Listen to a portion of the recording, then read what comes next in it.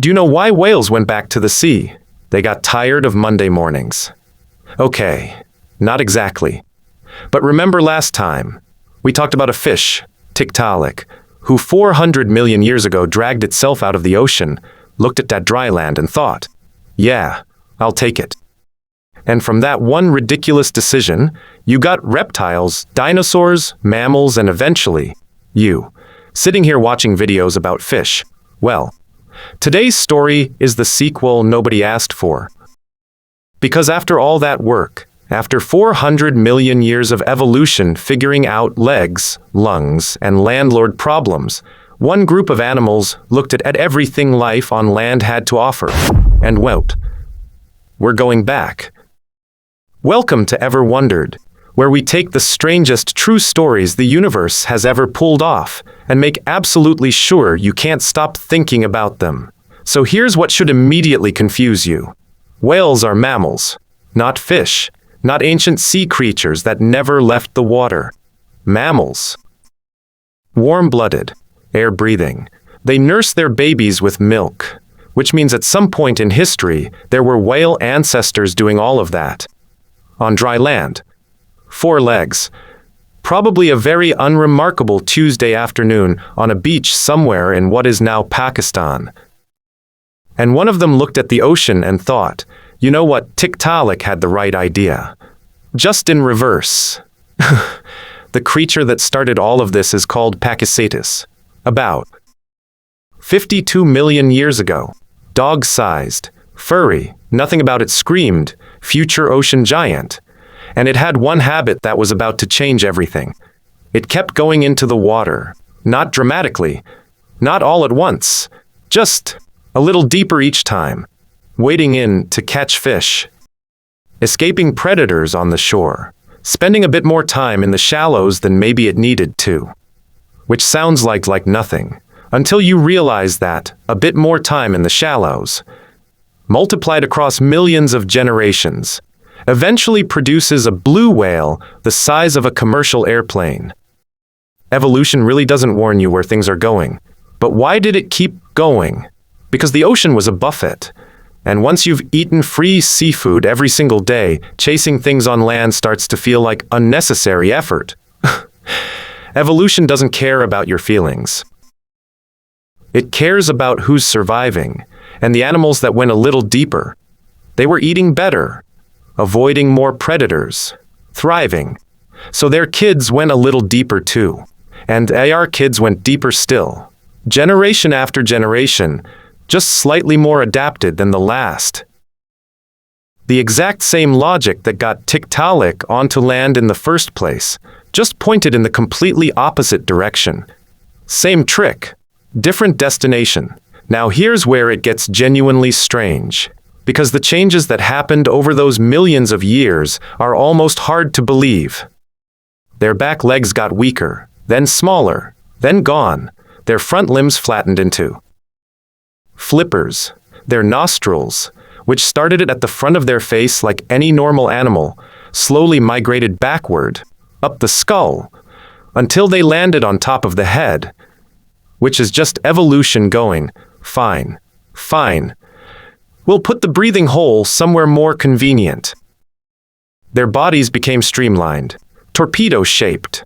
Their tails flattened into the massive flukes they have today, and at some point along the way, they just stopped returning to land, not because they forgot, but because there was no reason to go back. The ocean had everything. Honestly, if the ocean had Wi-Fi, most of us would make the same choice.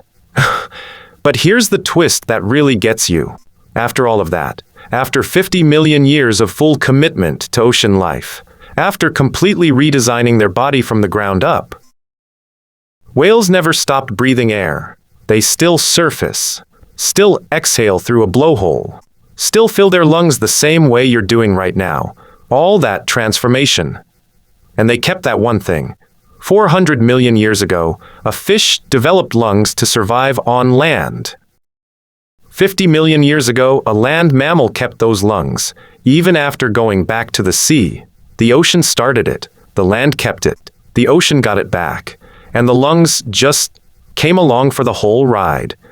And then there's the hippo thing, because nobody talks about the hippo thing enough. Whales and hippos share a common ancestor, the largest animal on Earth.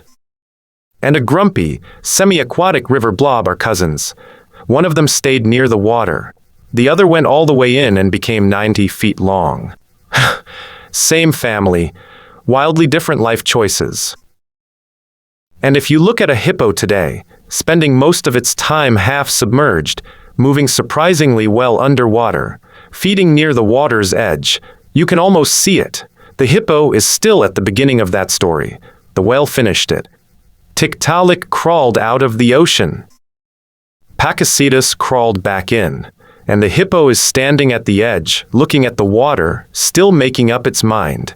Now here's the question that sounds obvious but actually isn't. If going back to the ocean worked out so well for whales, why didn't every land animal do it? Some did, actually. Seals, sea lions, dolphins, manatees, otters, they all made some version of this move.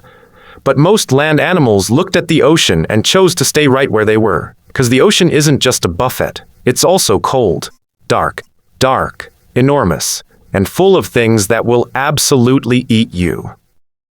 The animals that made it back weren't adventurous. They were desperate enough, or hungry enough, to keep going in. And every generation that survived pushed a little further than the last, until one day the shore was just something they used to know.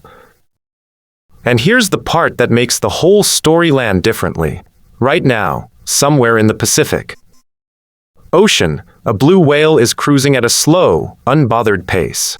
90 feet long, 150 tons, communicating with other whales across hundreds of miles, using sounds too low for humans to even hear.